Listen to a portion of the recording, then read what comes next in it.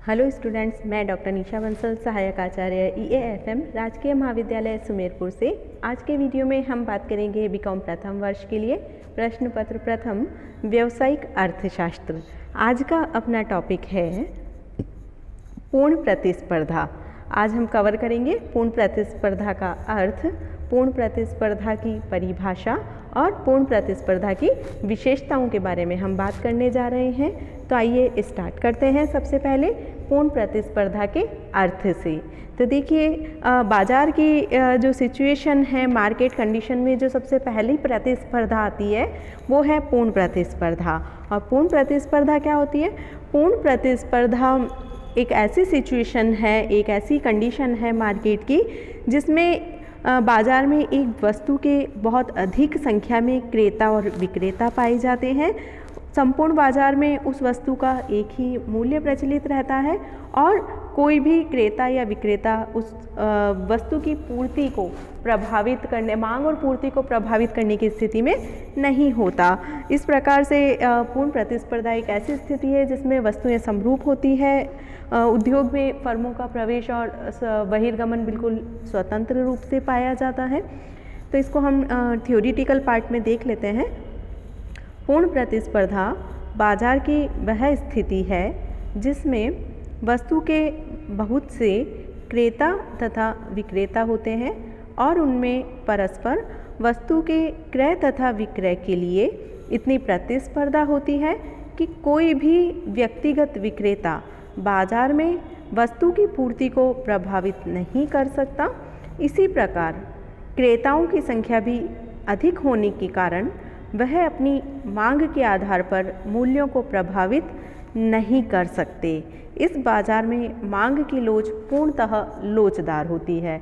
अर्थात कहने का तात्पर्य ये हुआ कि क्रेताओं की संख्या भी बहुत अधिक होती है और विक्रेताओं की संख्या भी बहुत अधिक पाई जाती है। इसीलिए वस्तु की मांग और पूर्ति को प्रभावित करने की सिचुएशन में ये दोनों ही नहीं होते और वस्तुओं के मूल्य समान पाए जाते हैं। वस्तुओं के मूल्य में कोई डिफरेंस नहीं होता।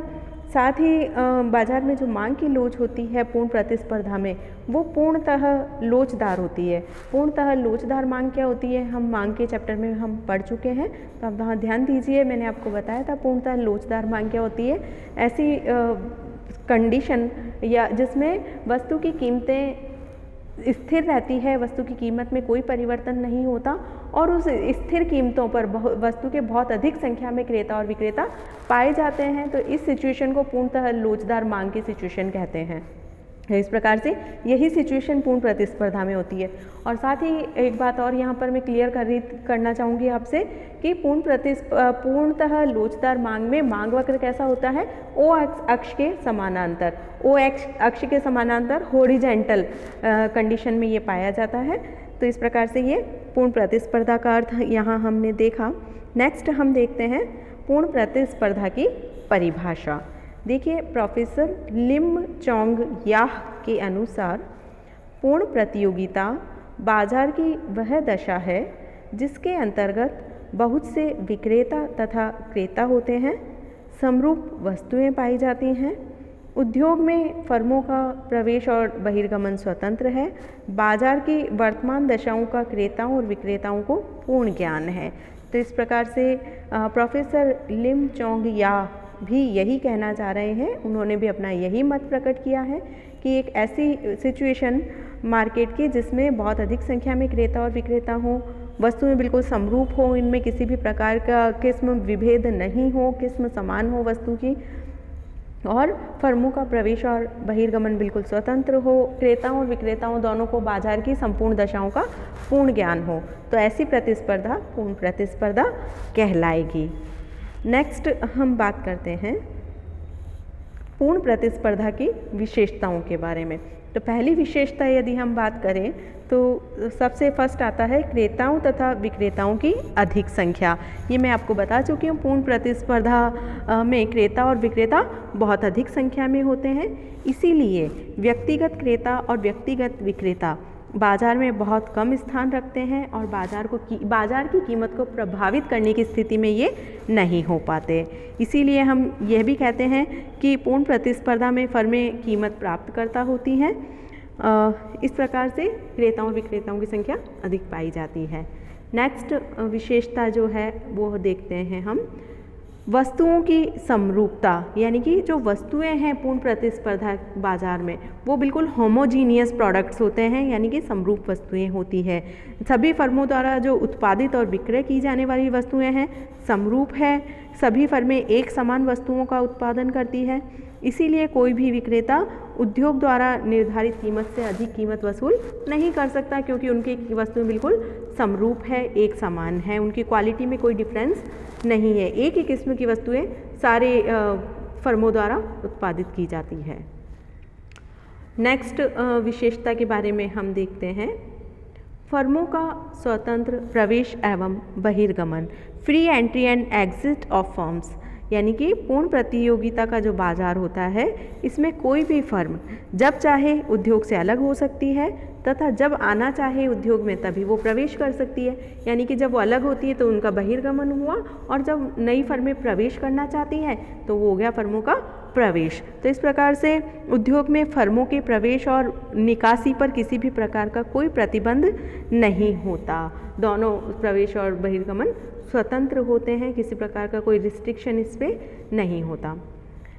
नेक्स्ट पॉइंट देखिए, बाजार दशाओं का पूर्ण ज्ञान, perfect knowledge of market condition, यानी कि पूर्ण प्रतियोगिता में क्रेताओं तथा विक्रेताओं को बाजार दशाओं का पूर्ण ज्ञान होता है। इसीलिए कोई भी विक्रेता क्रेता से वस्तु की अधिक कीमत वसूल नहीं कर सकता। इसके अतिरिक्त इसी के कारण आर्थिक इकाइयों के शोषण की संभावनाएं भी नहीं रहती। अर्थात क्रेताओं को बाजार की दशाओं का पूर्ण ज्ञान होता है, वो उन्हें पता होता है कि ये वस्तु, इस वस्तु की मार्केट में क्या प्राइस है और सभी जगह यही प्राइस होगी। चूँकि उन्हें एक वस्तु की कीमत का पूर्ण ज्ञान है, इसलिए कोई भी विक्रेता किसी भी क्रेता से वस्तु की कीमत से अधिक कीमत वसूल नहीं कर पाता। इसीलिए उपभोक्ताओं का शोषण भी नहीं होता, किसी भी फर्म का, किसी भी व्यक्तिगत इकाई का भी शोषण नहीं हो पाता। तो इस प्रकार से एक विशेषता ये हमने देखी, बाजार दशाओं का पूर्ण ज्ञान होना। नेक्स्ट देखिए, साधनों की पूर्ण गतिशीलता, परफेक्ट मोबिलिटी ऑफ फैक्टर्स, यानी कि जो उत्पत्ति के साधन हैं पूर्ण प्रतिस्पर्धा में उनमें पूर्ण गतिशीलता की स्थिति पाई जाती है। पूर्ण प्रतियोगिता बाजार में उत्पादन का कोई भी साधन एक प्रयोग से दूसरे प्रयोग में आसानी से प्रयोग किया जा सकता है, गतिशील हो सकता है। इसीलिए प्रत्येक उत्पादन के साधन को उसकी सीमांत उत्पादकता के बराबर मजदूरी अवश्य मिलती है। ये इसकी एक बहुत बड़ी विशेषता है। पारिश्रमिक में यदि किसी भी मजदूर की मजदूरी में किसी भी प्रकार की कमी होगी तो उस फर्म को छोड़कर वो किसी अन्य फर्म को ज्वाइन कर लेगा और वहाँ उसे बराबर सैलरी, उसकी सीमांत उत्पादकता के बराबर मजदूरी प्राप्त होने लगेगी। तो इस प्रकार से किसी भी उत्पत्ति के साधन का शोषण नहीं होता, वो किसी भी फर्म में जाने के लिए स्वतंत्र है, वो किसी भी फर्म में जाके काम कर सकता है। तो साधनों में पूर्ण गतिशीलता की स्थिति यहाँ पर विद्यमान होती है या पाई जाती है। नेक्स्ट देखते हैं हम, प्रतिबंधों का अभाव, एब्सेंस ऑफ रिस्ट्रिक्शंस, यानी कि पूर्ण प्रतिस्पर्धा के बाजार में क्रेताओं और विक्रेताओं पर किसी वस्तु के क्रय और विक्रय के संबंध में कोई प्रतिबंध नहीं होता है। कोई भी क्रेता और विक्रेता कहीं भी कैसे भी अपनी वस्तु का क्रय और विक्रय कर सकता है। साथ ही एक और क्रेताओं और विक्रेताओं में किसी वस्तु वस्तु के उत्पादन, मात्रा और कीमत संबंधी कोई समझौता नहीं होता। किसी भी प्रकार का कोई समझौता नहीं होता। साथ ही कोई भी क्रेता किसी भी विक्रेता से खरीदे, उसे इससे कोई फर्क नहीं पड़ेगा कि मैं पर्टिकुलर किसी एक विक्रेता से वस्तु क्रय करूं, कारण कि वस्तु की कीमत समान है, कहीं से भी ले, वो किसी भी मार्केट में जाए वस्तु की कीमत समान मिलने वाली है। तो ना तो विक्रेताओं को अट्रैक्शन है और ना ही क्रेताओं को किसी प्रकार का कोई अट्रैक्शन है कि किसी स्पेशल विक्रेता से वो वस्तु खरीदेगा। तो इस प्रकार से प्रतिबंधों का अभाव इसमें पाया जाता है। नेक्स्ट देखिए, परिवहन लागतों की अनुपस्थिति, एब्सेंस ऑफ ट्रांसपोर्टेशन कॉस्ट। देखिए, पूर्ण प्रतियोगिता बाजार में उद्योग की विभिन्न फर्में आपस में बिल्कुल नज़दीक होती हैं, एक दूसरे के समीप स्थापित होती है। इसी कारण किसी भी प्रकार की परिवहन लागत उत्पन्न ही नहीं होती, इसीलिए परिवहन लागतों का अभाव होता है। वस्तुओं की कीमत चूँकि परिवहन लागतें जब उत्पन्न नहीं होती तो वस्तुओं की कीमतें भी एक रूप और समान बनी रहती है, स्थिर बनी रहती है। चूँकि वस्तु इकाइयाँ बिल्कुल समीप हैं, इसलिए परिवहन लागतों का अभाव पाया जाता है। नेक्स्ट पॉइंट देखिए, वस्तु की एक ही कीमत का होना, uniform price of the goods या कमोडिटी। तो देखिए, दीर्घकाल में चूँकि पूर्ण प्रतिस्पर्धा के अंतर्गत विक्रेता एक ही कीमत पर वस्तु का विक्रय करते हैं और क्रेता भी एक ही कीमत पर वस्तु का क्रय करते हैं। इसीलिए क्योंकि वस्तु की मांग और पूर्ति के आधार पर वस्तु की कीमत का निर्धारण होता है, इसीलिए मार्केट में एक ही कीमत प्रचलन में होती है। वस्तु की अलग अलग कीमतें नहीं होती है, कहीं से भी वस्तु क्रय की जाए मूल्य हमेशा समान बना रहेगा। नेक्स्ट पॉइंट देखिए, व्यक्तिगत संबंधों का अभाव, लैक ऑफ पर्सनल कॉन्टैक्ट। पूर्ण प्रतिस्पर्धा में क्रेताओं और विक्रेताओं के मध्य कोई व्यक्तिगत संबंध नहीं होते हैं। जहां वस्तु सस्ती मिलती है वहीं से एक क्रेता खरीद लेता है, यानी कि उनमें कोई भी व्यक्तिगत संबंध नहीं होंगे। एक क्रेता कहीं से भी वस्तु खरीदने के लिए स्वतंत्र होता है, वो कहीं से भी वस्तु खरीद सकता है। नेक्स्ट पॉइंट देखिए, मूल्य निर्धारण उद्योग द्वारा किया जाना, फर्में मूल्य स्वीकारक होना। पूर्ण प्रतिस्पर्धा के अंतर्गत एक वस्तु का एक उद्योग होता है, किसी भी वस्तु का एक उद्योग होगा और उद्योग में निर्माण करने वाली इकाई फर्म कहलाएगी। और संपूर्ण फर्में क्या होगी, एक एक फर्म जो है, यदि संपूर्ण फर्मों को मिला दिया जाएगा तो वो एक वस्तु का उद्योग हो जाएगा। जैसे कि पूर्ण प्रतिस्पर्धा वर्तमान में विद्यमान नहीं है, लेकिन एक एग्जाम्पल के लिए आप देखिए कि यदि जिसको हम बोल सकते हैं, मान लीजिए लोहा बेचने वाली जो भी फर्में हैं उन सबको मिला दिया जाए तो वो एक उद्योग हो जाएगा, जिसको हम बोल सकते हैं लोहा उद्योग। तो इस प्रकार से एक वस्तु का सभी फर्मों का योग उद्योग कहलाएगा। और उद्योग द्वारा वस्तु की उद्योग क्या करेगा, यहाँ पर वस्तु की मांग और पूर्ति के आधार पर कीमत का निर्धारण करेगा और उद्योग द्वारा जो कीमत निर्धारित कर दी जाएगी सभी फर्में उसी कीमत पर अपनी वस्तुओं का विक्रय करती है। तो इस प्रकार उसी जो उद्योग द्वारा निर्धारित कीमत है या मूल्य है, फर्में उस मूल्य को स्वीकार कर लेती है। इसीलिए यहाँ पर फर्मों को मूल्य स्वीकारक कहा जाता है और उद्योग को कीमत निर्धारक कहा जाता है। इस प्रकार से पूर्ण प्रतिस्पर्धा में उद्योग और फर्म दोनों अलग अलग होते हैं।